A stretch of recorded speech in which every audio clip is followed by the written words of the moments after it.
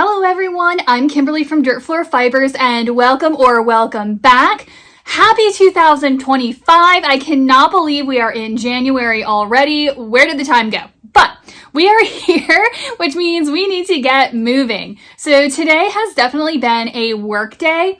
After the crazy end of the year market season, there's just stuff all over my house. I've got boxes of things I got in the mail that need to be broken down. I've got my Advent yarn to put away. My plushie yarn has exploded everywhere.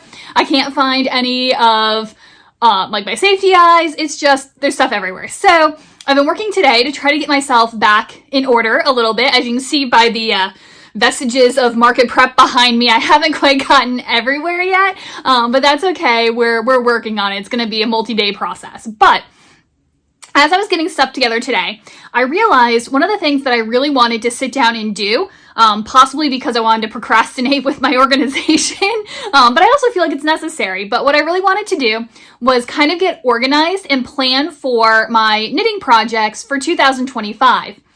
Now, I have to say right off the bat that this is not a firm plan, because I'm one of those people that as soon as I say, even if it's me saying it to myself, as soon as I say, these are the projects that you have to work on and you are not allowed to do anything new until this set of projects gets done, I immediately no longer want to work on any of those projects, no matter how excited I was for them.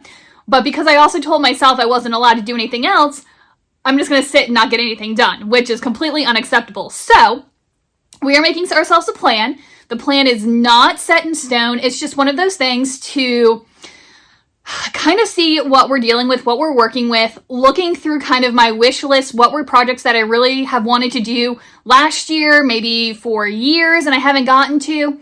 And that'll help me kind of narrow down my priorities and help me see what it is I have and get me kind of re-excited for those projects that have been sitting on the back burner when other things got in the way, when life got busy, you know?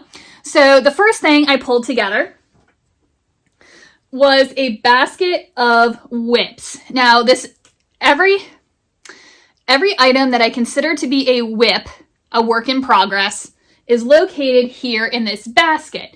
And it's actually not that bad. I mean, it's bad, but it's not that bad.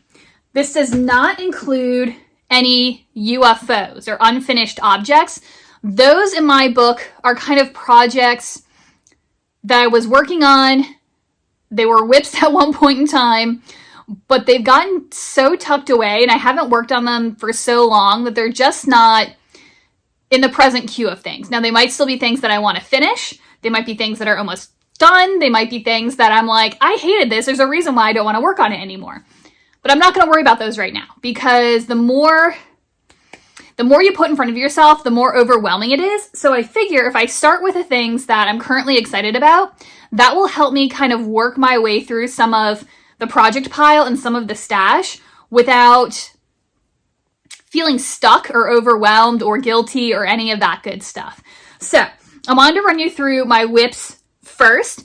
I have my computer down over here with all of my notes on it. So if I'm bending forward to scroll through things or my contacts are fuzzy if I can't read it, please excuse me, because I needed one more desk, but there was nothing to pull out that I could make a shelf. So we're doing what we can with what we have available to us. So let's go ahead and start with my most recent whip that you guys have seen a lot over the course of December. And that is my Christmas sampler. This is from, I believe, Addison?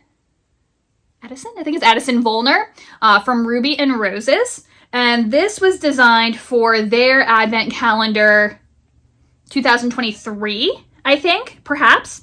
And so I've been using it for my Knotty Pine Advent calendar. And this is how much I've gotten done on it so far. It's getting pretty big. I'm on color, I think, number 14. I'm almost done with it. So we're over halfway done at this point. It is in a DK weight yarn, which means that the knitting does go by pretty fast. And so I'm really excited to get this one finished before I dive into anything else. It's definitely on the priority list, just because I'm making so much progress on it and I'm almost done. I feel like it's over halfway and it's working up quickly. I have mixed feelings about this project. I do like the yarn base. This is the Bighorn DK from Knotty Pine. 100% merino, I'm pretty sure. And I do like their earthy colors. I was more excited by their colors last year, but I feel like that keeps happening with advent calendars where I see the previous years and I'm like, ooh, I like that. And then I get one for myself and I'm like, ooh, don't like that quite as much, but it's fine. But I am liking the way that they're going together, like overall. And so I think I am going to like the finished product when it's all done. And same thing with the pattern itself. I'm not particularly enjoying the pattern. I've noticed a couple of mistakes. They're noted on my project page on Ravelry under Dirt Floor Fibers. I don't like the fact that it doesn't tell you where to change colors, but there are certain points in the pattern where all of a sudden it's like, cut color 17. Well, I have no idea how I got to color 17. It's interesting though, when I sat down and I kind of worked out the rest of the rows in the section. I kept saying that there are 18 sections. I think there's only 13. But whatever it happens to be, I sat down and like worked out where I think my color changes should go. And I was cutting color 17 where it said to cut color 17. But I don't understand why the pattern designer didn't just tell you where to change colors. Like, I just feel like that ought to have been planned out. I'm also not super happy with the baubles, but I think that was partially user error. There's another bauble section here, and I almost didn't do them. I almost just left them out because you know how much I hated the baubles down here. But I think I did them better this time, maybe. And they ended up being like on the edge between a color change, which was kind of fun. So, I don't know. I'm still not a bauble person, but they're growing on me a little bit. It's also interesting, and this could be user error, except all of my numbers were working out in this particular section, but the way it grows, if you notice, my center spine is like getting closer to this edge, while this edge is getting longer, but I feel like that's impacting the pattern, like where the symmetry falls in the middle. It's not quite the same. And I had one section, which one was it, that I felt like, let me see if I can, the green one. So like on this side, do you see how they all like lean inward, right? But on this side, they're like stacked, right? And it doesn't match, but my numbers were right throughout the entire section. And so I think just whatever the way the numbers worked, because it's decreasing on this side and growing on this side, that just the mesh work didn't match on both sides. And I don't know, again, it could have been user error, but all of my numbers worked out. So I have no idea what happened. So overall, I am not enjoying the pattern like at all, but I think if I can keep pushing and get through it, I think from a distance, the overall object is going to be something that I enjoy. I'm hoping. So that's whip number 1. All right, so let's go a little bit further back in time. Let's go with this one next. So, oh no, I'm like throwing yarn all over the place. Oh my goodness. That's okay. I thought it was attached. I'm like, I thought I cut everything off. So I have not made a sweater in absolute ages. I remember the last one I made. I think I've only ever made one sweater in my life, and it was from the Lions brand Fisherman Wool. And it was like 3/4 length. It was like slightly cropped. Again, this was like a decade and a half ago. And I loved it. Like, it fit pretty well. It was a little bit snug for the style that I like, but it fit. And then as it was being stored in the closet one year, oh, sorry, my eye, something ate through it. So I had to get rid of it, and I was very, very sad because my visible mending skills were not up to par at that point in time, and I just didn't know how to fix it. But so this is another sweater that I'm making. I'm very excited. This is the Worsted Boxy by Joji Locatelli. I love things, and actually as I go through all of these, you'll probably notice that there are a handful of design elements that I absolutely adore. See if you can spot them. But so it's this nice big boxy shape, and it has a little bit of a drop shoulder to it. And so when you do the sleeves, there's not going to be a ton of sleeve left to do. And I just love this shape.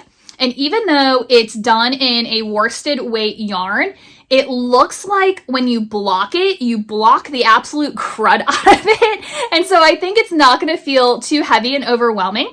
But coming from somebody who hates wearing like a full jacket in the winter, this is great for just running in between places and then sitting in a cold office. I also love how it has like this kind of gartery stitch edging up towards the back. This is the back side. This is the front side. I also still have to do the collar. The collar is a little bit wider as well. And I can't remember. Let's see if I can scooch back. I think I accidentally did it just a smidge longer than it called for. And this is a terrible angle. I'll have to show it to you better sometime. But I think I did it just a little bit longer. But it's hitting me in a spot that, let me see if I can push the chair forward. Let's try this. Oh, there we go. So it's hitting me in a spot where I really like my clothing to fall. So like, as you can tell, right? Maybe I can even pop it on. I'm totally gonna like knock my hat off and mess everything up. But, I have my, I don't know if you'll be able to tell. Anyway, you get like the basic idea here. Even though I'm wearing a bunch of layers underneath it. So I love where it's falling. I think it's gonna be fantastic. I was really worried about looking like a giant grape, but there's enough, I feel like, variation in it that it's gonna be cute and not grape-like. So, loving that so far. Oh, and also on the sleeve. It has that little detail as well. I don't necessarily like how it came together when I joined it, but again, that could be user error. And I think, ooh, there we go. That was not graceful at all. I think when I put the sleeves on and I block it and I'm wearing it, you're not going to be able to tell, or I'm not going to be able to tell. And so I'm really excited about this. This one, like I said, is almost done. All I need are that sleeve portion and the collar, and then that's all done. So that's high on my list of priorities because then I can actually wear it this winter. So excited about that. Let's set that one to the side. All right, what is next in my mystery box of goodies? Let's go, this one's on top, so let's go this one next. I also have my For Granny shawl. Let me scroll down on my computer for a second. So the For Granny shawl is by Sweater Freak. And I was using my Magpie Fibers Advent from last year, working on this. And you can see I've gotten through this first section, and now I'm hitting the much easier garter section. This part down here took me forever. The pattern calls for, I think it's a seed stitch, and I hate seed stitch. And so I was like, I'm going to do a linen stitch instead. That'll be so much better. It takes just as much, if not more time than the stupid seed stitch, but I love the fabric that it made. I mean, it almost looks woven, and then that's the back side. So I love the way it looks. It's also very, I don't call it dense, but like not very stretchy. So I'm interested to see what it's going to be like having this less stretchy, less forgiving, I'm not sure, panel of fabric that's bordered by a garter stitch on each side. So I'm not entirely sure, but that's just the one end. I think this big section in the middle, I think there's a little bit of like eyelet lace somewhere in there as well. But I think it's mostly garter stitch. I think it's going to go pretty fast.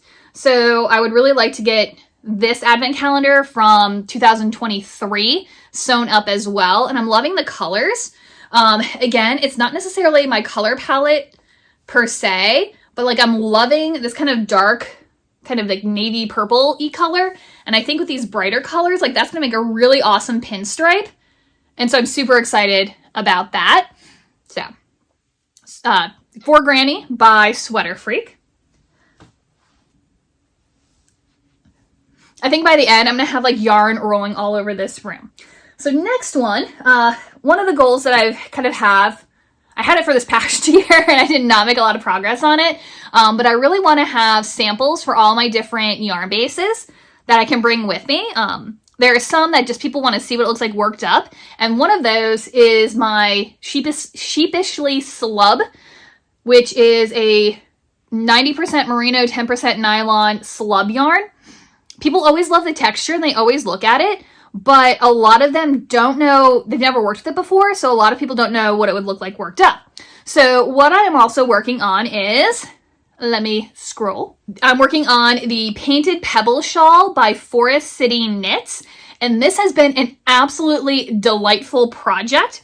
So these are my two colors that I'm working on. This is my Hint of Silk base. I'm gonna forget my own color names. I'll see if I can pop them up on the screen somewhere. This one's Crumble. It's slipping my mind right now. I don't know why I can't even remember my own colors, but Crumble and something else. And so I put the two of these together and it looks so beachy. Oh my gosh. It's totally like sand and waves, and I don't know. I just absolutely adore this.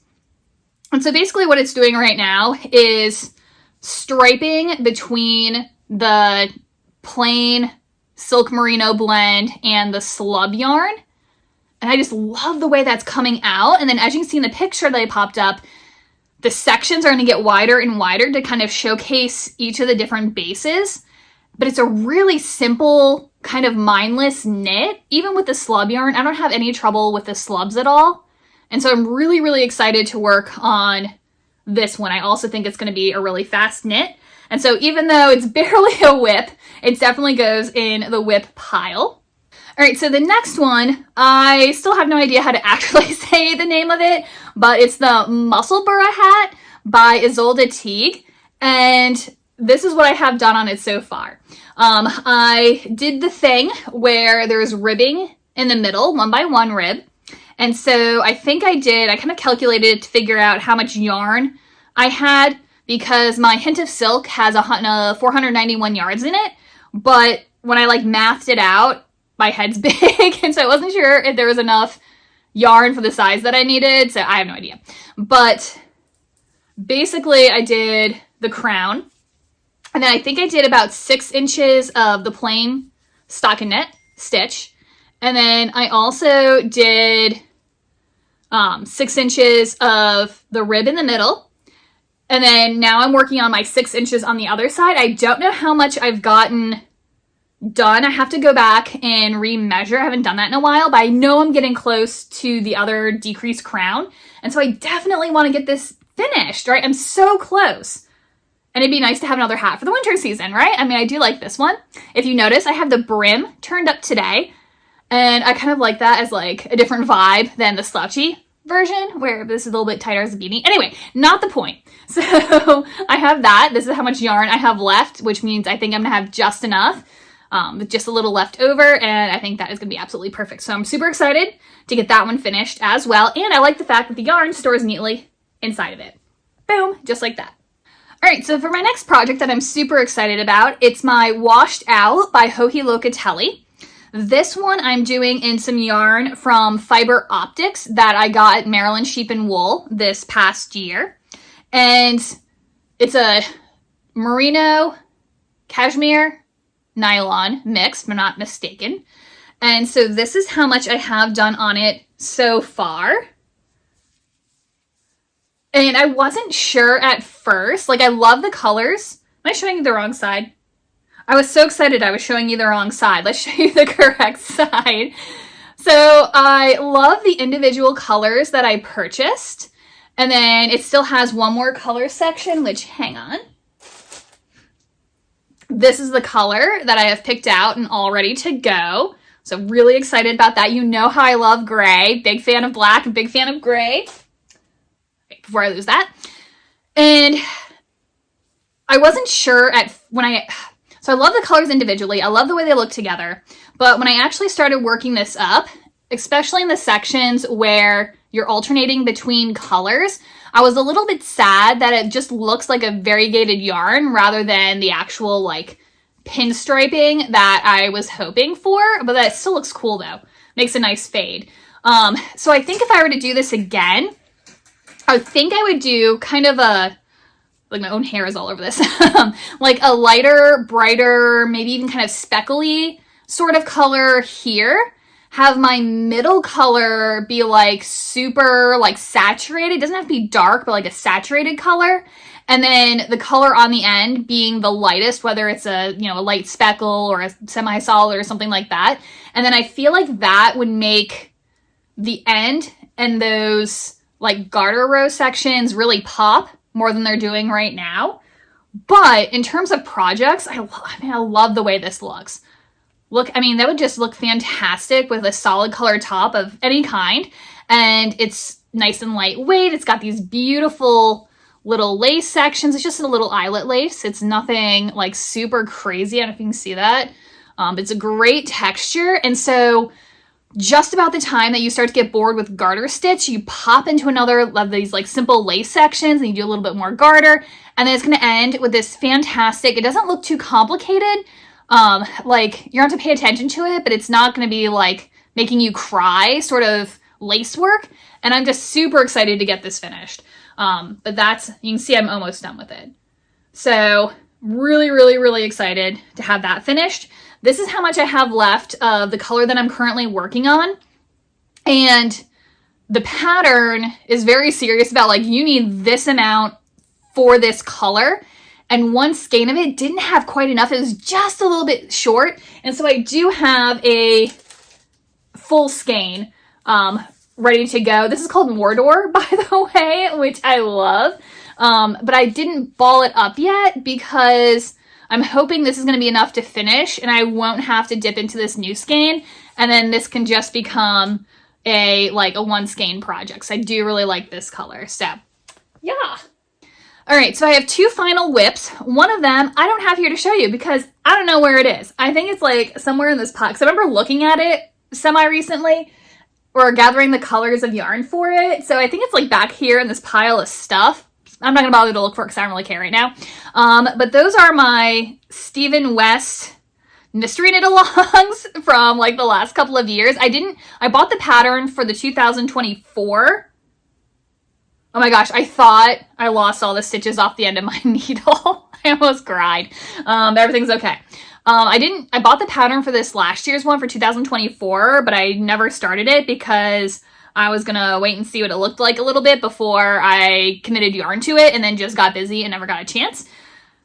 Yeah, so this is Twists and Turns from a few years ago. So 24, 23, 22, so 2022. This is being done up in my merino, it's the Flowering Flax base, which is merino and linen blend, which I love this base as well. And so this is another one of those like sample pieces that showcase the base.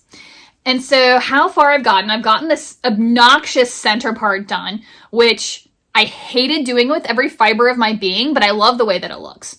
I love the braids. I love the chevrons. Very excited about that. Then I got the side finished and I have the cable work on one side completely done. Although I still have no idea how that string ended up in the front instead of in the back. It's driving me nuts. And then I started on the cable work on the other side and then got distracted with other projects and haven't gotten a chance to finish. But this part does not take very long. And then after that, there's like the long border and there's like another end, but it's a lot of garter stitch. So I think once I get through the cabling, it's not going to be too obnoxious to finish. I just have to sit down and actually do it. So this one is more on the high priority side of things. However, the Geo Gradient from 2023, I have the middle block done. And that was really like a build your own shawl. I have an idea for what I'm going to do next, but it's going to like require math and I'm just not as excited about it as I am some of my other projects. So I have it in my WIP list.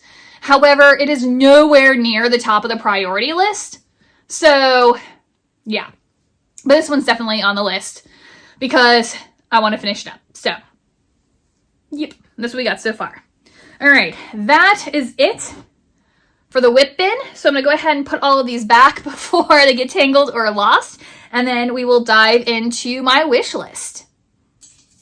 Not really my wish list, more like I have yarn assigned to it list. Yeah.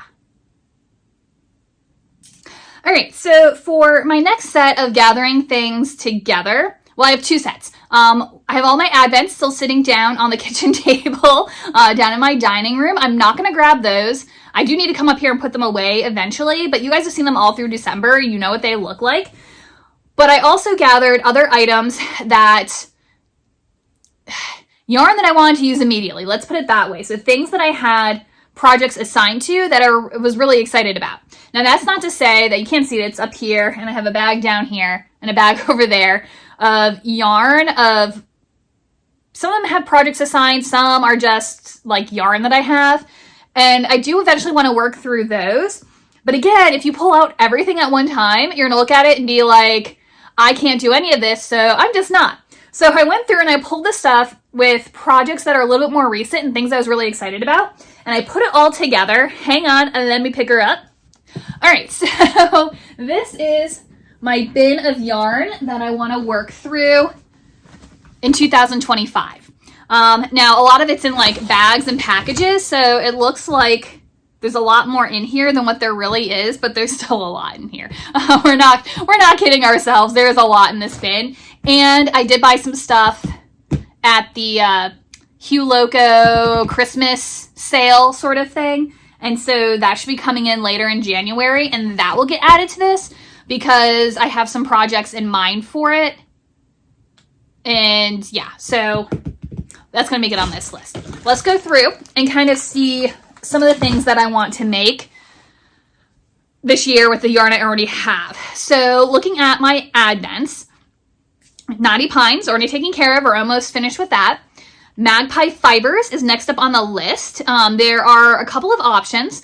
I'm going to pop up a picture of the Shades of the Moon, there we go, shawl pattern that came with the Advent. It's a crescent shape with kind of some stripy sections, and I put up the picture with the colorway that I have. All the project pages I can find on Ravelry right now are with the dark teal. But I have the violet one, and I actually kind of like it better, so I'm glad I went with the dawn instead of the dusk, although they're both really pretty. And then after the striping sections, those colors are then used in a kind of a feather and fan sort of pattern along the bottom edge. And so I do like the overall look of it, so that's high on my list as a possibility. However, I don't wear a lot of crescent-shaped shawls, and feather and fan is not my favorite lace shape. And so I'm not 100% sure if I want to go with that pattern. I might do something else, maybe like the Motley Zags Advent Scarf by Amanda Rios. Now, this one has another one of my loves, chevrons, and it's stripy, so it combines two things at once. And it calls for 25 colors, about 13 grams each. There's two colors that you need fewer. I think it's like the first one and the last one as you're beginning and ending. But when I calculated it out, I should have just enough yardage and weight to use the Magpie Fibers, the 12 colors, plus the full skein. I would have to work it out to kind of do the math on, do I do 4 rows in one color and then do the 2-row repeat with the main color and then do that through, or do I don't know, I'd have to look, but I love the idea of like the kind of chevron pattern and alternating the light with the different colors of gray. So both of those are on my list as possibilities for the Magpie Fibers. Again, none of this is set in stone. I could change my mind, but I think those are two solid leads for how I can use that Advent. Then, of course, for my Indie Untangled, I really want to do the shawl pattern that was created for this Advent. So the Pasture Ridge Shawl, right up here by Lindsay Fowler. I don't wear a lot. My preference is for like the more asymmetrical shaped shawls, and I wear them like a scarf. I don't really wear a lot of shawls over my shoulder. Oh, maybe I should start. I don't know. But I just love the way that this looks. The sheepy yarn with more of like a kind of an old-timey prairie kind of shawl. I don't know. And I feel like the way the colors were designed, they designed these colors specifically for this project, or the project for the colors. I don't know what came first, the chicken or the egg. But I just really like the idea of using this Advent the way that it was intended. So I think I'm definitely going to go with the Pasture Ridge Shawl by Lindsay Fowler for my Indie Untangled project. Then the Fiber Fox Gradient. As you know, that was not my favorite advent to open, but looking at it all together, it is, I mean, I do love the yarn. The yarn is so pretty. I'm going to put up with the combination is I can't even remember anymore. It's downstairs, but it's that like merino silk cashmere or something. Gorgeous, very like shiny and drapey, but I really see it as more like as a gradient instead of the like fade sort of thing. Semantics, whatever. So I'm thinking perhaps the Gradivent by Julia Maria Hagenbart. I feel like that more subtle fade gradient, whatever, will look really, really good with this project. Again, it is more of kind of a crescent shape, but I love the border that's on the edge. And I probably will just go with that, the gray color along the edge. I love like the little scallops. And then I'm hoping that I'll have enough of one of the minis or enough of the minis period left over to do the bind off along the bottom edge. But if not, I can just grab some leftover yarn from something else that's like a nice, maybe a deep pop of color or a bright pop of color, and it's going to be fine. It doesn't matter if it like actually matches or not.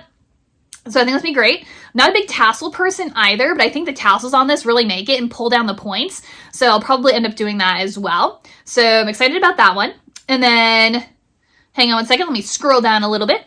And then my last advent is the Hue Loco one.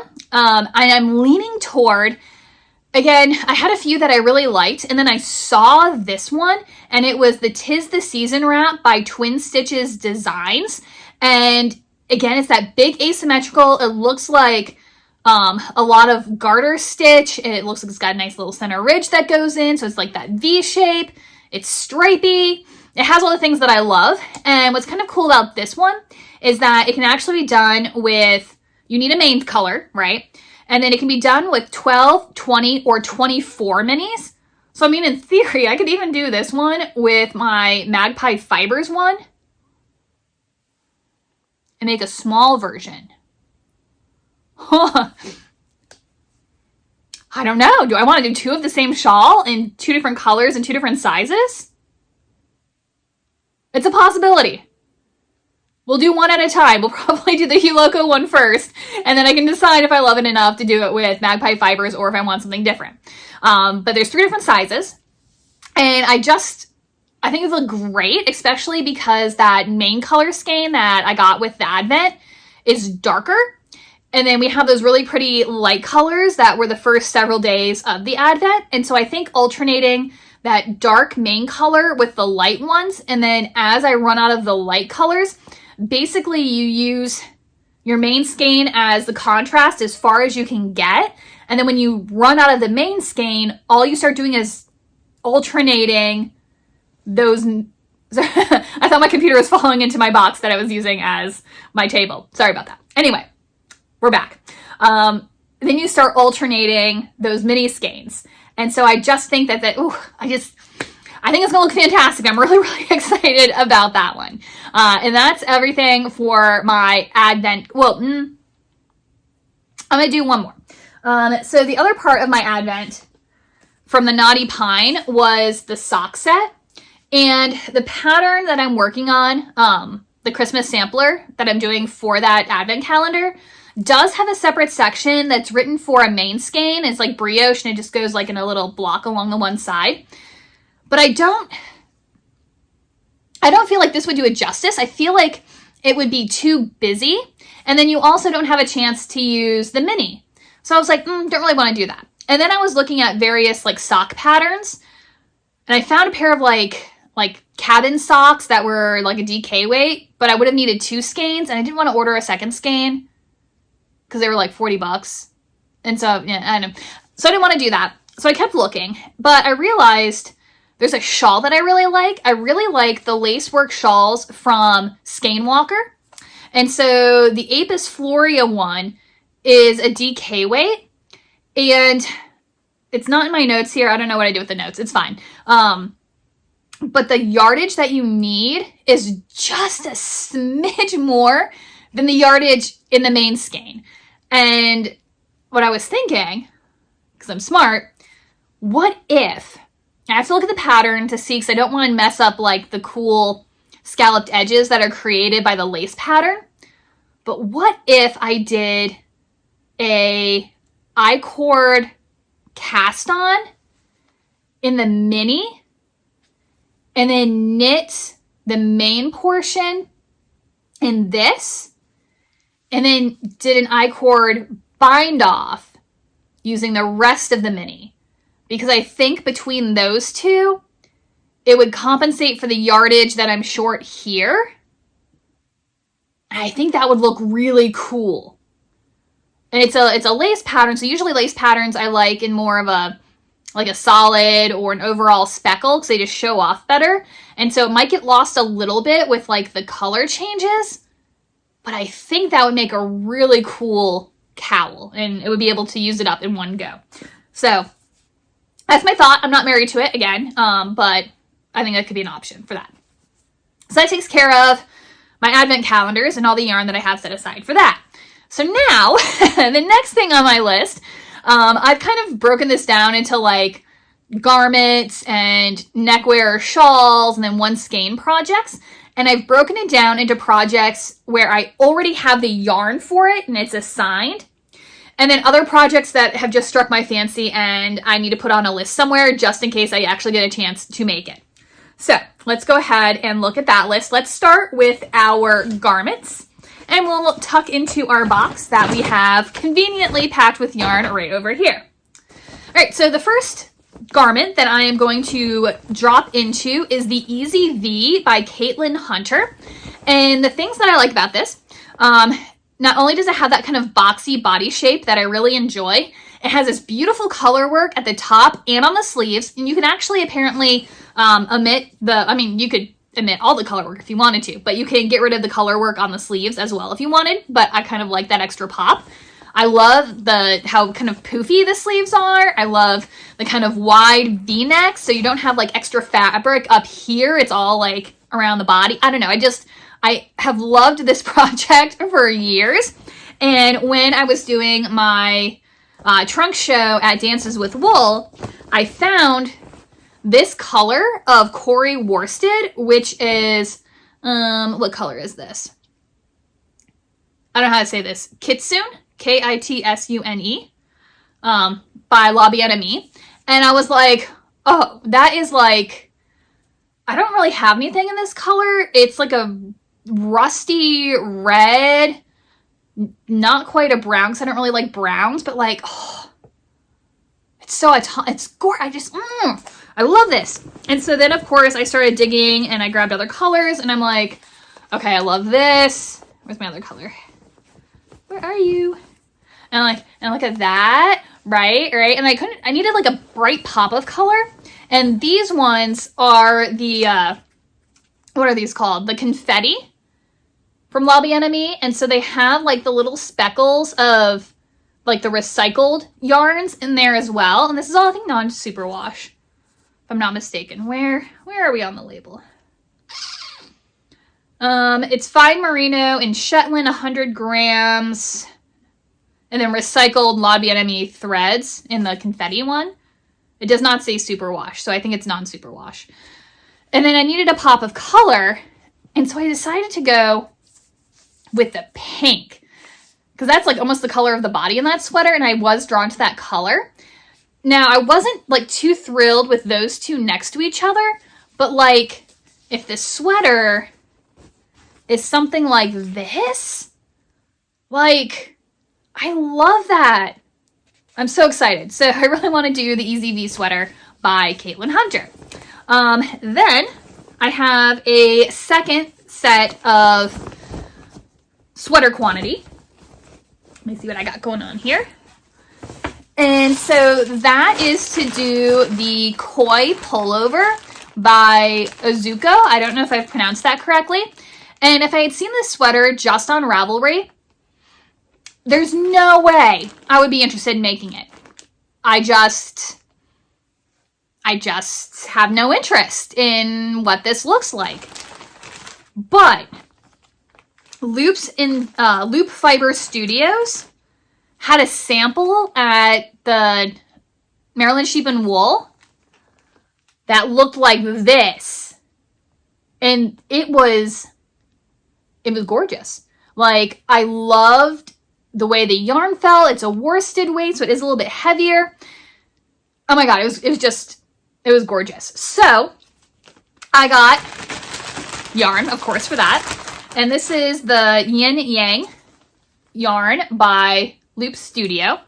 100% extra fine merino, 220 yards to 100 grams. And I just love this. I think this is the dark gray because it was really hard to tell in the lighting if it was like what colors were gray and what colors were blue. But I think, oh, so sorry. I think we settled on this was a dark gray with kind of like the tan contrast. And then my contrast colors are, so apparently I really like this color. I loved those two together. I mean, like, look how great that is. And then again, I needed to pop a color. And so I went with this blue, which I love. Now, in my head, when I was picking it out, I mean, it took me forever to get this contrast color, and eventually I just grabbed one and said it's good enough. I thought the little contrast lines were the same color as this, like the dark color, but it's not, it's blue, which I don't normally like blue and black next to each other, but I think with the way it is, I don't think you're going to notice, and I think it's just going to look like a separate pop of color. And so I'm super excited about that. So it's pretty similar to what is in here, except instead of the brown, it's going to be this darker color. So I love this yarn, and I love the colors, and I love this pattern. So I'm really excited about doing this sweater as well. All right, and then I also have 2 t-shirt quantities. I could probably make a sweater out of it, considering how much is there. But let's go next with the V-Back tee by Jamie Hoffman. There is also a DK version as well, but if it's going to be a t-shirt, I figured I wanted something a little bit lighter weight, so I went with the fingering weight version. And I've put all my colors together in one of these like little cheapo organza bags. I just love being able to put a set together, and then that way when I find like these individual skeins of yarn rolling around, I'm not like, oh, this is pretty, I'll make one project out of it, and then go back and realize that that was meant for a set. So I like combining them together this way. And so this yarn is from Miss Babs, and it's called I'm not sure. I have a little sticker that says Babette Repeatable. So I'm assuming that's like a repeatable colorway and not something that's like limited time. It's their, oh, okay, so it's their Yummy 2-ply. 100% superwash merino wool, 400 yards. And so this is the color scheme I put together. I can't remember exactly what my plan was. Maybe it was this. I think that was the color fade that we were going for. And I absolutely just adore these colors. So this one is Mother Earth. And then we have Mariposa. And then Earl Grey. Yeah, Earl Grey. Autumn Toad Lily. This was for the SAF.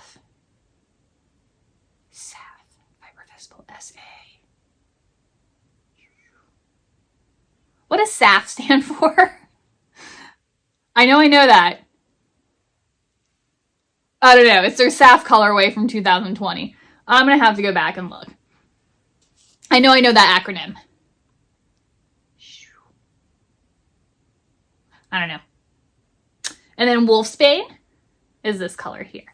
So super excited about that for the V-Back tee, which I think it's going to look great together. Very excited about that. And I think I should have a good deal of yarn left from that I can probably make something else. Even if it's like just a hat or like a scrappy pair of mitts or socks or something. But I do like those colors. And then the last garment quantity that I have already set to the side is for the Hollowbrook top by Irina Anikieva. Sorry if I pronounced that incorrectly. But the thing that I like about this is, again, not only do you have kind of that boxy shape that I'm a big fan of, it's got sections of lace running down, and I just feel like it looks a little bit dressier. So I love that. And I got this really snazzy color. This is called Wildberry. So Wildberry from Fiber Optics yarn. Again, this is that 80% superwash merino wool. You know what I mean? 10% cashmere and 10% nylon. One of the things that I really love about Fiber Optic yarn is just how saturated and gorgeous their colors are. And so I could totally imagine that in this like lace weight top. Not lace weight, lace work sort of fingering weight top. And the yarn's super soft and nice. So I think this is absolutely gorgeous. So that's the last garment quantity that I have kind of set aside and ready to go. So they're definitely on my list of things to make for 2025. However, as we all know, as soon as you say like, these are the only projects you're allowed to make and you can't do anything else until you finish up your yarn, all of a sudden you don't want to do anything, right? So I do have a list of projects that are kind of on the back burner, things that I'm interested in doing if I have time, or I just decide I hate all of the projects that I already have yarn for. Or if I see yarn that I absolutely have to have, at least I can have a project that they're assigned for, right? We'll make a plan. So as we go through, you'll see that I'm still loving kind of the boxy shape, and I hope that does not go away. I'm not a big fan of the whole cropped thing, but get an extra skein, you can add on a few inches, and it can be just the way that you want it to be. So one of the things that I've had on my list for a really long time is the V-neck boxy by Joji Locatelli. It's basically like the same shape as my worsted boxy, but obviously it's in fingering weight. There's a fingering weight version that has like the wide neck. This one has a V-neck. I love a good V-neck. I just feel like I have really wide shoulders, and so having the V-neck is like really flattering. And so I love the way that it looks. But also in that similar style, I've also been loving the Airskin, I think that's how it's pronounced, by Bristol Ivy. And it's that same kind of boxy build with kind of the 3/4 length tighter sleeves once you get past kind of the drop shoulder. But what I really love about this, it's kind of hard to see in the picture, but on the sides, there's like a gorgeous like texture panel. And I have no idea, I mean, it could be just texture as you like knit around. I don't know if it's like knit separately. I don't know. But I just love that it has that same kind of shape, but it's got a little bit of like texture interest on the side. So it's not just a million miles of plain knitting, which I'm sure would be really relaxing, but it's going to be pretty tiring by the time you're finished with it. So I love that look. I also, and I'm going to pronounce this one wrong too, but the Elaine sweater by Annie Shark. It also has a little bit of like a collegial look to it. Super deep V-neck, but putting like a little t-shirt or a cami underneath would be super cute. Again, slightly wider sleeves. I love that contrast color on the collar of it and on the sleeves. And again, it actually hits at a pretty nice spot. I might want to add just a couple more inches just because I like my shirts a little bit longer. But I think that could be a really cute option as well. And kind of fits in with the overall kind of look of items that I want to make. It's also plain enough that you could probably, if you do it in like a more neutral color, you could also pop a shawl around your neck to kind of fill in that V if it's cold, and it would look super cute together. But I also saw, I can't remember whose page, I think it's whoever like dyed the yarn. I saw it on Instagram, but it's the gold shoulder sweater by Brienne Moody. This is also one that it fits a little bit, I don't want to say tighter because that's not the word. It's a little more fitted than the boxy shape that I normally like. But I love the kind of the lace work up on the yoke. It's very simple. It looks like maybe just an eyelet lace. But I love the shaping of that. And then how the sleeves have just a little bit of a puff sleeve to it. I'm a sucker for a really nice puff sleeve. So I love the way that that looks. That's high on my list. I also like the Traveler, the little hoodie sweater by Andrea Mowry. Nitty Natty made herself one of those, and I really liked it. And then I saw one in person when I went to Magpie Fibers, again, when I was at the where was I? The Frederick, Maryland Fiber Festival. When I went to Magpie Fibers, they also had one of these on display, and I was like, I really like it. Again, it's a little cropped for me. I'd want to add a few inches, but I'm intrigued by making some with the hood. Now, I have a friend who recently made like a zippy cardigan, very 90s, with a hood on it. So now I kind of want to make something with the hood. So, I don't know, kind of jonesing for that. Another one by Joji Locatelli, the Make-A-Wish cardigan is also on my list. This was one that I was originally going to look for yarn at Maryland Sheep and Wool. It was my, maybe if I find something that I like, but I ended up really liking the Hollowbrook and decided I'd get more wear out of that than this cardigan. But I still love the shape of it. I think it'd be really comfortable for like being in the office when it's cool. You just throw it on over something else. And I really love the lace work that's on the back. And just the way it kind of like cuts in on I don't know, I just love the shape of it and I love the lace work. So this is on my list. It's not a super high priority, but if I ever decide I want a cardigan, I really think this is the way I'm going to go. I also have a few more kind of like boxy sweaters on my list. The Halu by Caitlin Hunter is a fingering and a fluff yarn held together. So either a mohair or my favorite is the Brush Surrey alpaca.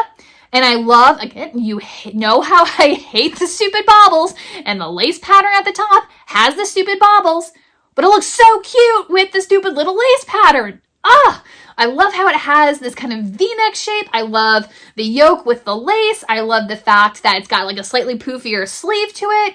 The fact that it's fuzzy. I love the color.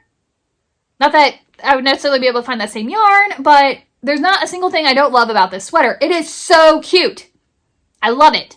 Now, another one that I've seen in person, one of the reasons why I love fiber festivals, there's so many things to love about them, but I love seeing people, even when it's like 100 degrees out still, because it's Virginia and you never know what the weather's going to be like in the fall or in the spring, people still like to wear their knits. And so I think it was a couple of years ago at the Shenandoah Valley Fiber Festival. There was another vendor who was just walking around, and she had on the cutest sweater. It was called the Camp Cider, because I stopped and I asked her, and apparently her friend had made it for her. And it was just super cute. It's also a DK weight, which my yak yarn, I've been looking for something to do with my yak yarn. This might be it. I'm just saying, I was going to do a hat, but how boring is that? This sweater would be awesome. Hers was in more of a kind of a speckled colorway, whereas the one in the picture is a little bit more solid. And so when she was wearing it, I couldn't quite see it's not really lace work, but it has like little strategically placed like eyelets or something, which in the picture is not my favorite, but worked up in a yarn that was like a little bit more speckled, variegated, I don't know, whatever. It kind of faded away, and it's so cute. I love it. And then this one's a little bit, it's not quite as wide boxy as the other ones. It's still boxy, but it's like longer and narrower. So I think if you're tall or long-waisted, I'm short-waisted, but tall or long-waisted, I think that this would be a really cute silhouette. And again, it's got the 3/4 length sleeve, so you're not dying in a DK weight sweater in Virginia. And then my last one on my list of wants, very similar to that first boxy sweater that I showed you, is the Eastbound sweater by Courtney Kelly. This one's a short sleeve worsted weight, which I find that intriguing because a lot of times in the winter, I'll wear something warmer with a long sleeve underneath it. And I feel like this is the sort of top that you could wear like a long sleeve t-shirt underneath it. So that way you're not sweating to death, but you're still warm. It gets like your chest nice and warm and cozy. And I love, if you can see the picture on the back, there's like just a little bit of like texture work. I don't know that it's lace work. Can't quite tell from the picture, but there's like visual interest. That's also the case in the front of it as well. Go look at the pictures. And again, I just love this like slightly boxy shape. I love the short sleeve fit to it. Super cute. So those are kind of my wish list garments, things that if I'm buying yarn for something, or, there's a colorway that I make up and I want to set aside yarn for myself, these guys are at the top of the list. I just don't have yarn for them yet. All right, so my next category is shawl or neckwear accessories that have yarn assigned to them. So the first one I want to pull out is this yarn that I got at the Shenandoah Valley Fiber Festival that I've been lusting after for years. This is from Aisling Yarns.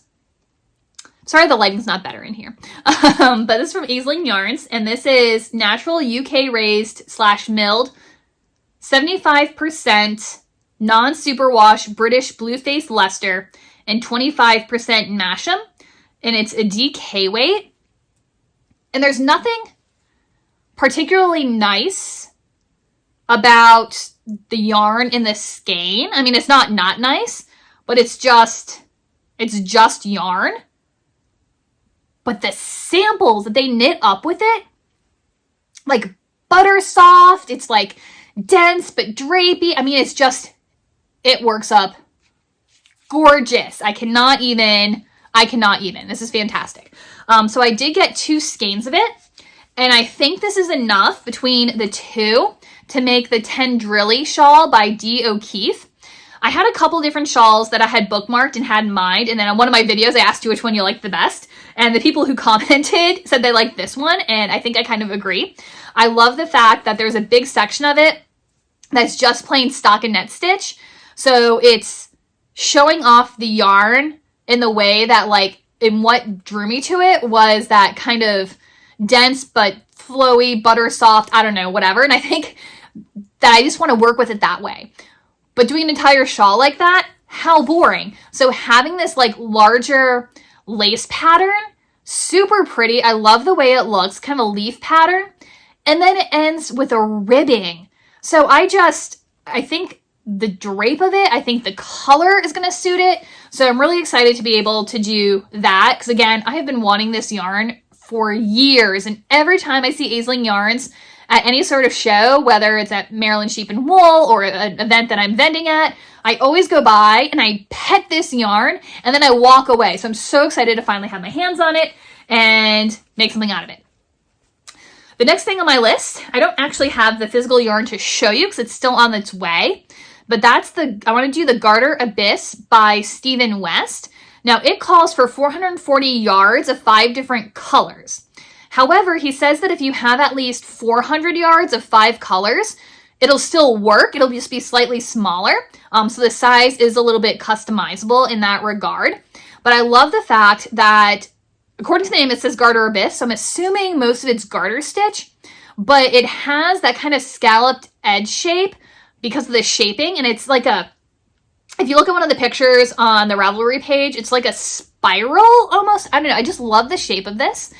And the yarn that I got as part of the sale, the Hue Loco Christmas sale they had these things called mashups.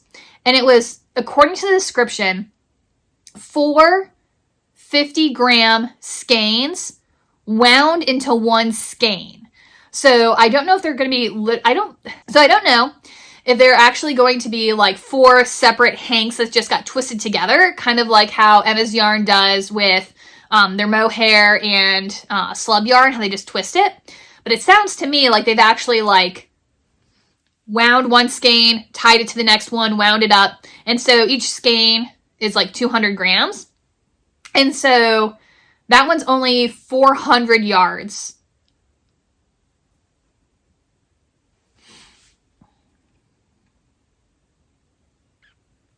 No, it could be 2 colors in it. Each 100 grams is 400 yards, I think. I think the math is correct. And so I ended up ordering 3 of these mashups, and my note in the description was, can you pretty please make them like go together, kind of, like work on one project? Because I want to do this. And I think it'd be cool with the Garter Abyss because you don't have to worry about like fading the colors. It would just kind of like go for you. Or you could even, I don't know, you could maybe even alternate. So like, you've got 4 different types of yarn, and then like strike. I don't know. I don't know how it's going to work. Don't know how I'm going to do it. But I'm really, really excited. I think it's going to look awesome. And so that is high on my list.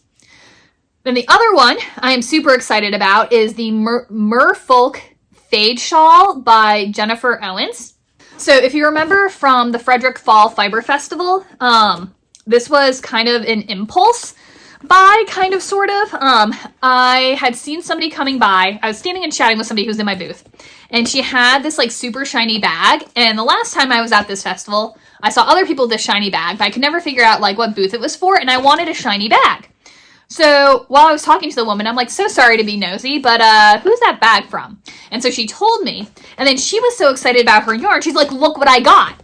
And she pulled out this fuzzy yarn. It's the same stuff that I use for my Fairy Light Haze, which is the Brush Surrey Alpaca in silk, but it's DK weight. It's so nice. And so before I went out and bought a bunch of DK weight fuzzy yarn to dye up, I figured I would just test it out and see how much I liked it. So I ran over to her booth, and I should tell you whose booth this is. Cape May Fiber Company. And I was chatting with the person, and I was browsing around, and she had a sample of this stupid scarf, shawl, wrap, whatever thing hanging up, and it was so delightful. It was gorgeous. She had also had a sweater that was just knit out of this. It wasn't held together with anything, and a hat. But this shawl, oh my gosh. It just takes 3 skeins. And so I got these 3 colors. Look. Oh, it took me forever. I knew I wanted these 2. I saw these and were like, yes. And then I wasn't sure what 3rd color I wanted to go with it, but I wanted a little bit of a pop. And so I decided to go with kind of this orangey color. Again, it's not a color that I have a lot in my wardrobe. But I don't know. It's so intriguing. So I'm really excited, and I really want to do this. This is very high on my list of priorities. I'm so excited about this yarn. It is so soft. And then also on my list is the Pluma Morata by Joji Locatelli. You can tell there's a few designers that I just love their stuff because it's on my list multiple times. But if you remember, again, when I went to Magpie Fibers in person, one of the things that caught my eye was this shawl. And it's in the same color as, because I think in the description on Ravelry, I can't even think. The sample was made in Magpie Fibers plume yarn. And so in the store, they had it in the purple that's in the same color as the shawl in the picture. And I really like the purple, but I have everything purple and everything dark, so I wanted something different. So I picked up a skein in the color Mint Condition. And so I thought that would be really pretty. It's outside of my comfort color zone, but the fact that I wear so much black and gray, I think it will look really pretty with it. And so it's not a lot of yarn. I mean, this is only a 50-gram skein, and it'll make the entire shawl. So I'm really excited about doing that one as well. It has a little bit of lace work in it, as you can see. And then the rest is just, I don't know if it's stockinette or garter or what, but it's just super pretty. And again, the yarn is so soft. This is 75% cashmere and 25% silk. Say no more.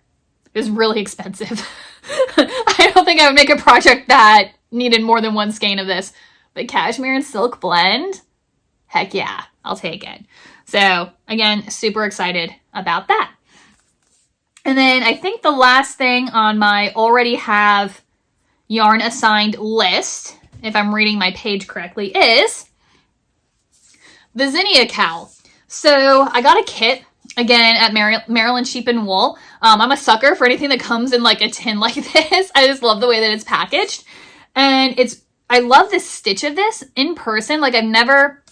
I don't know if the one on display, now looking at it, I realize it comes with both a knit and a crochet pattern. It's the same cowl, just in knit or crochet. And according to the pattern online, the knit is a little bit more open and lacy. So I'm thinking the one that I was looking at, that I was like, how the heck did they knit this? I think it was actually crocheted. And that's how they did it. But it's already kind of canned up. And it's super easy because it's already wound up inside as well and ready to go. And yeah, so I think that'll be a super fast knit at some point in time, or crochet, depending on whatever strikes my fancy when I actually go to make it. But I think that's everything that I have yarn specifically set aside for. However, of course, I do have some shawl neckwear wish list sorts of items. High on that is the Butternut Slub Cowl by Connie Lee Lynch. This has a fingering weight, regular smooth yarn, and a slub held together. I get people who ask me all the time, like, oh, can you crochet with any of your yarns? Well, heck yeah, you can crochet with any of them, but I've never actually crocheted with a slub before. And I don't know. And so to have a crochet slub project, I think that would be really cool. Also because I don't have a lot of crochet projects in the finer yarns anyway. Usually I do most of my crochet as the amigurumi. So to have a crochet sample is really high on my list. There's also a hat that matches this pattern as well, but it's really the cowl that I want. I also want to do a sample in like a bulky hand spun. I have a lot of fiber that I want to make a priority to spin up this year. That'll be a whole separate video there. But I want some samples of like, how much yarn does it take? What can you do with hand spun? What can you do with bulky? That sort of thing. And I also wouldn't mind adding a bulky weight yarn to my base options, just because I feel like with so many new people in the craft of knitting and crochet, people are really loving the instant gratification of the bulky yarns, and not a lot of people do them. So I kind of want to add that to the list as well. But some of the options I've looked at could be the Kara cowl by Melissa Kemmerer, or the Delta Cable cowl, something like that, or even a shawl like the De Gras. And then I have done the Moonstone shawl as well in that fleece yarn. I sold one of those at one of my markets, and it looked really cute on somebody underneath her coat. So these are all options as well for kind of just a bulkier weight project to kind of, I don't know, show people what you can do. You can do something that's like cute and delicate with a bulky weight, or you can make something out of a hand spun that doesn't require a ton of hand spun, you know? So anyway, I like all of these as possible options for a bulkier weight sample. I've also had the Drifter on my list for a really long time, again, to make a sample in my yarn. I don't know what kind of my yarn. Any of them would do. It's a fingering weight. I forgot to write who, Tammy Gore. It just got separated. The Drifter by Tammy Gore. And you can do 2-color or 3-color versions. And again, I love just that kind of like high contrast stripe sort of look to it. So that's on my list, been on my list for years. A newer one that I found is the Twilight Garden by Alina Apasova. And the overall look of it, it's nice. I love the contrast between kind of like the darker background color and then the lighter speckled kind of pattern color. But what's really intriguing is the shape of this lace work. I have no idea how it's done. So like, I kind of want to get the pattern just so I can figure out how she did the lace work on this. So again, the overall like shawl doesn't seem like super impressive to me. But the close-up of that lace work, oh my gosh, I love that. So I really want to try that. And then I think it's on the next page. Give me a second to scroll. It did get popped down there. So the last one on that kind of wish list is the Collins Cowl by Laura Dobratz. And this has also been on my list for ages. And I think it's just 2 colors, if I'm not mistaken. It might be 2 or 3 colors. And it's a cowl, but I love the way that it lays because it has so much like nice drape to it. It's not something that's going to be like super, super warm and heavy. And so being like a little something extra around your neck in the spring, or maybe you're hanging out at the campfire at night in the summer and you just need a little whatever against the chill and damp that's coming up. I just love the shape of that. So that's always been on my list for a really long time as well. But then, of course, I'm also battling my One Skein wonders. I have been really into sock sets lately. And so if you remember at the Montpelier Fiber Festival, I got a little crazy. I've been really into Hue Loco lately, and I got 2 of the chicken sets, right? And so I think I actually ordered 2 more sock sets from Hue Loco at the sale. And then I ordered some like mystery sort of skein combinations. And then if you remember when I went to Dances with Wool, I wanted specifically this black elephant yarn, and I just got the one skein. Not to mention my stash is filled with like one-hit wonders as well.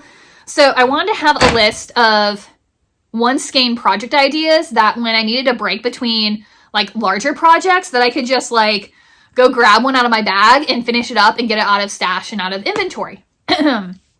So on my list, sorry this is getting long, but I'm hoping you're getting some inspiration here. On my list is the Everyday Slouchy Beanie by Dragon Horde Yarn. I can't tell for sure, but it looks like it has like a folded, maybe like sewn brim, and then it slouches, but it looks like it might just be the one layer. And so I feel like it would take a little bit less yarn, a little bit less time, but you still have that nice light kind of drapey slouchy hat that's similar to the Musselburgh by Isolde Teague, but just a little bit more of a slouch on the sides and not just like longer in the back. I don't know. I just love the shape of it. And while I'm not a huge like giant pom-pom person, I do love the giant pom-pom in this picture. Although I am kind of embracing the pom-pom on this hat, but whatever. But I think that'd be a cute idea for a single skein. I could do another Musselburgh. If I do one of those, I think I want to do the plain one so I don't have the 1x1 rib in the middle. Socks of some kind. I have not made a new pair of socks since Sock Week, not 2020, Sock Week 2023, I think, when I made the single blue silk stocking, and I still haven't made the other silk stocking, and I don't even know if I have the matching skein of yarn. So they might be 2 different colors of blue because they're different dye lots. It's fine, whatever. But on my list, high on my list, we'll put it that way, is the Archivist Socks by Annie Shark. I've also bookmarked, what I love about this, you've got the 2 contrast colors in here. They're like a very classic looking pair of socks. And so any of those sock sets that I purchased from Hue Loco, I think would make a really cute pair of socks like this. However, also what I'm really dying to have is a pair of like footy socks, especially with the heel tab on the back.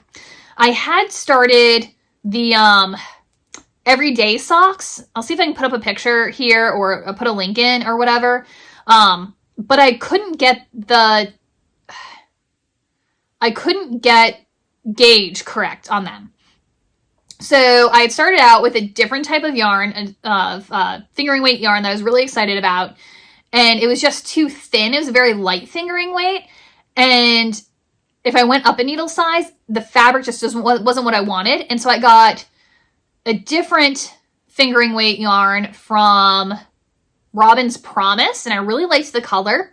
And I started the everyday socks and they looked so nice. But even though I was doing it in like a larger size, and I started them over like twice, and I was doing the largest size they had listed in the pattern, it still couldn't even make it over like the ball of my foot. And I don't know, no matter what I did, I could not get gauge, and I could not get this stupid sock to fit, so I ripped it out. I still have the yarn, but I still have a hankering to have some sort of shorty socks, especially with a heel tab on it, which I'll talk about in a minute, but I do have a favorite bundle on Ravelry right now under the Dirt for Fibers tag of one skein projects, and it includes several different types of socks. I just have my eye on. I didn't want to put them all here as to bore you with them, but they're all options. I was also interested in the Cuffed Mitts by Karen Everett. These are a worsted, and so that would be like a one skein worsted project. They used to have a set of mitts online that were called the Lambing Mitts, and they were free.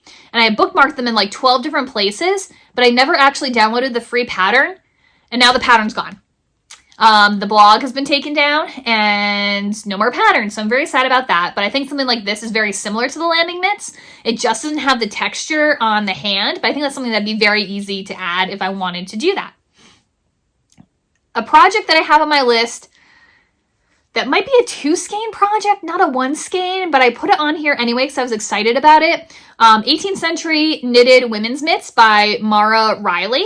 They're actually written for sport weight yarn.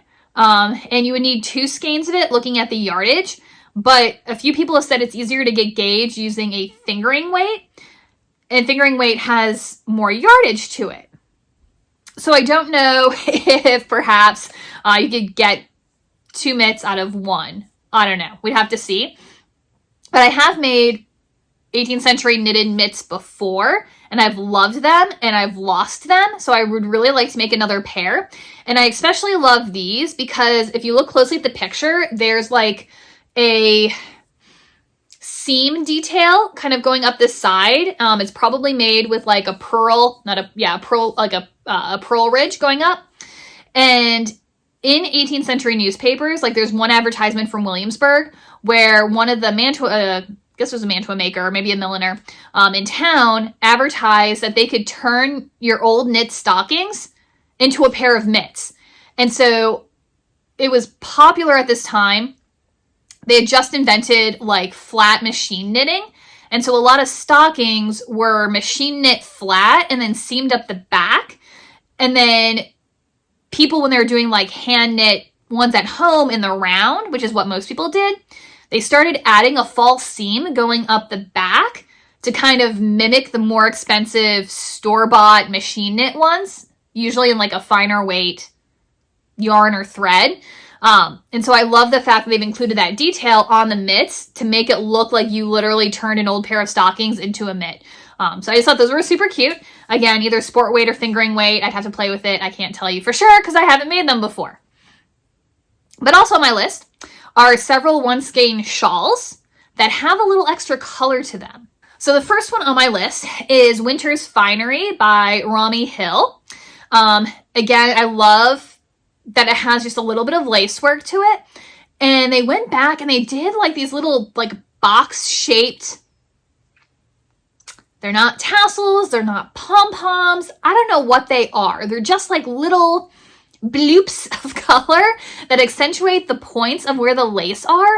And I think that'd be so cute doing it in, you know, the main part in the one color and then using those minis to do like the little dots on the, oh, it's just so cute. I love it. I love it. But similarly, the ones that I had liked before, I'd even seen this Winter's Finery one, was the Tiny Tassels by Karen Fernandez, and it's a free pattern. I've seen this one all the time when people have worked up the Hue Loco chicken sets, and I think I actually first saw it like through Hue Loco, if I'm not mistaken, and I've seen them at fairs from people who have had samples, and it's just so cute to have this solid like little triangle. It looks like it's gonna be very mindless knitting, and along the edge you have those little tiny tassels. And I hate making tassels, but I would make tassels to get this shawl because it's so cute. And also similar to that one, but I think it's worked like, instead of like top down, I think it's worked side to side. And that's the Spring Thing by Espace Tricoat, which is also a free pattern. This one takes one skein for the main, and then 87 yards of edging, so like a mini skein. And I think you hold it double because you must have to go back and like put it on, and there's like little tassels on it as well. So it's very similar to the idea of the tiny tassels, except the whole bottom edge has this separate color to it, which I think is really cool. So I love those three shawls with the extra little pop of color. So if you have a sock set, you can do something that uses all the colors without having to make a pair of socks. Although I still also want to make a pair of socks, but I want to have options because I ordered a lot of these. All right, we're getting close to the end. Let me scroll down a little bit because I've lost the names on the last two, but we're almost there. All right, so we have a True Cowl up here. This is Birds and Ships by Caitlin Hunter, another Caitlin Hunter project. And this one, when you see the picture of it, it has a little bit of like, might be like reverse stockinette, it might be all purled to the top, a lovely little panel of lace going down the front, some stockinette, and then what I like, again, I'm not really a tassel person, but I really like the tassel on this one. They say that you don't have to do it, but by putting the tassel adds a little extra weight, and it makes that point at the bottom just pull down ever so slightly to give it that really gorgeous drape and shape to it. So I love that as an option. I haven't made one in a while, but for a while I was really into bandana cowls. So I love this Duvessa cowl by Jen Lucas. And it does say that you can add extra repeats if you have more yarn. I'm hoping the one in the picture is made from one skein because I love the size of it, but I think you can make it bigger. So basically you start it out as a triangle shawl, and then you get to a certain point and you join it together and then go around. So it has a really nice kind of bandana shape to it. So I love the point shape without having to deal with like the floppy ends that you're trying to like toss around your shoulders or secure with the shawl pin or shawl cuff or something like that. And then the last one We're almost there, guys. Thanks for hanging in there with me. My last one on my list is the Broken Wings shawl, again, by Joji Locatelli. And another one skein wonder. It's just all lace work. It's small. You need one skein. And I just love the lace work on it. So it looks complicated, but I bet when you're actually knitting it, it's going to be really repetitive. And it looks like one of those laces where you can look at the row before and figure out where you're supposed to be. Yeah, and just be drapey and light and absolutely gorgeous. So those are all the things that I have on my to knit list, right? Some of them have yarn already assigned. Some of them are already started.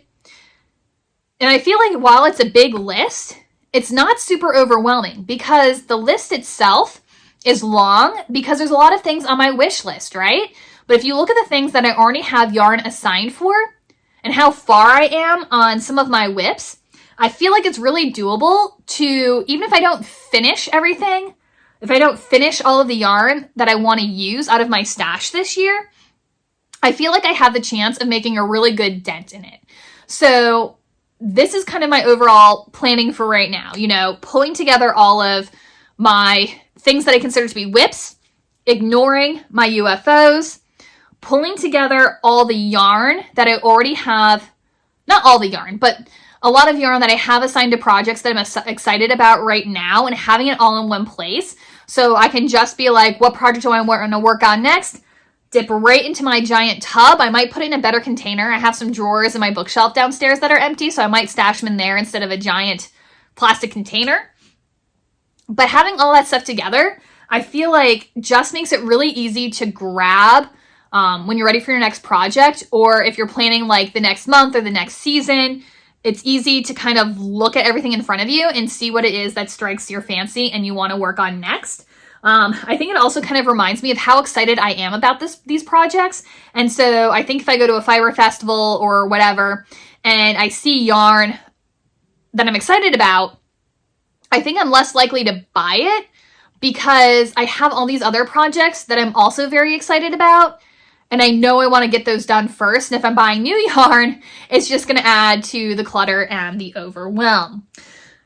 So I think that's where I'm going to start for right now.